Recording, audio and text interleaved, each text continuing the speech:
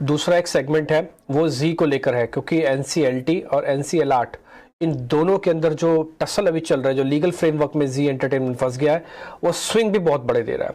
10% नीचे, फिर जब अर्जी खुद दाखिल करते हैं तो फिर 7% की रिकवरी। आज फिर से नीचे खुला तो फिर पता लगा कि उनको एक इंटीरियम रिलीफ मिल गया एनसीएलटी से, एपेलेट ट्रिब्यूनल से, तो उसके बाद फिर शेयर में रिकवरी आई। तो इसका टेक्निकल व्यू और लीगल वाला व्यू दोनों आपके सामने रखते हैं। टेक्निकल वाला व्यू अभी राजेश जी आपको बताएंगे और लीगल वाला व्यू हमको बता रहे हैं हमारे सहयोगी अंकुर।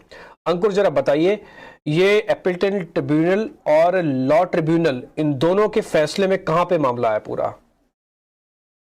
जी हाँ, जी एंटरटेनमेंट को अंतरिम राहत मिल गई है एनसीएलटी से, और ये राहत इसलिए मिली है क्योंकि जी एंटरटेनमेंट ने इंसॉल्वेंसी प्रोसीडिंग्स के अगेंस्ट एनसीएलटी में एक अर्जी दी थी, और अभी जब तक ये कार्रवाई चल रही है, मतलब कि जब तक 2 हफ्ते में जो दोनों पार्टियां हैं वो अपने रिप्लाईज फाइल करते हैं, तब तक कोर्ट ने बोला है कि जब तक प्रोसीडिंग्स चल रही हैं तब तक कोई भी इंसॉल्वेंसी प्रक्रिया शुरू नहीं होगी। आपको हम याद दिला दें कि 22 फरवरी को एनसीएलटी मुंबई ने एक ऑर्डर पास किया था जिसमें जो इंडसइंड बैंक की एप्लीकेशन थी इंसॉल्वेंसी प्रोसीडिंग्स की, वो एक्सेप्ट कर ली गई थी। साथ ही साथ एक अंतरिम रेजोल्यूशन प्रोफेशनल भी अपॉइंट कर लिया गया था। लेकिन अब एनसीएलटी ने बोला है कि जब तक वो सारे पक्षों को सुन नहीं लेते और जब तक वहां पे कार्रवाई चल रही है, कोई भी दिवालिया कार्रवाई नहीं होगी। तो ये जी एंटरटेनमेंट के लिए एक फिलहाल अंतरिम राहत जरूर आते हुए कोर्ट से मिल रही है, लेकिन देखना यह होगा जब ये पूरी प्रोसीडिंग्स कंप्लीट हो जाएंगी तो वहां पर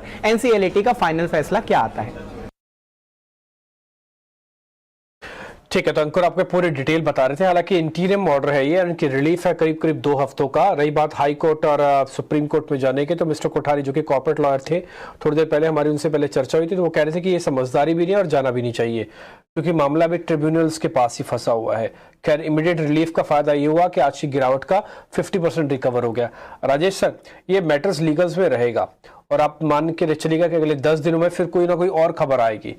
हाँ, तो इस बीच एक मोटा मोटी दायरा बता दीजिए कि अच्छा ये वाला हिस्सा बहुत स्ट्रॉन्ग है, यहां से वीक हो जाएगा। तो देखिए, इसको राहत तो मिली है लेकिन यहाँ पे प्राइस में राहत नहीं मिली है। जिस तरीके से ब्रेकडाउन हुआ है, हमें लगता है कि ये स्ट्रक्चर तो डैमेज हो चुका है। अब यहाँ पे जब तक ये स्टॉक 220-25 के ऊपर नहीं आएगा, सप्लाई तो बना रहेगा। और फर्दर अगर डाउनसाइड की बात करें तो जैसे ही लेवल टूटेंगे 192 के, तो फर्दर यहाँ से सेलिंग प्रेशर भी एक्सटेंड होते हुए दिख सकता है, और हो सकता है कि फिर स्टॉक में एक बड़ा कट वापस बने और स्टॉक 170 की तरफ भी, 170-165 की तरफ भी फिसले।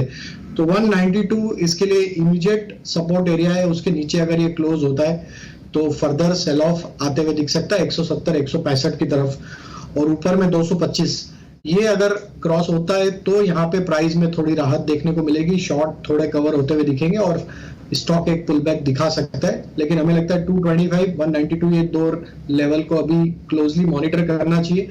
और जिस तरीके से ब्रेकडाउन हुए, हमें लगता है कि सप्लाई थोड़ा यहाँ पे कंटिन्यू होते हुए दिख सकता है। तो सप्लाई आपको यहाँ पर और दिख सकते हैं, यानी आप नीचे के लेवल के लिए तैयार रहे यहाँ पर। लेकिन आज जो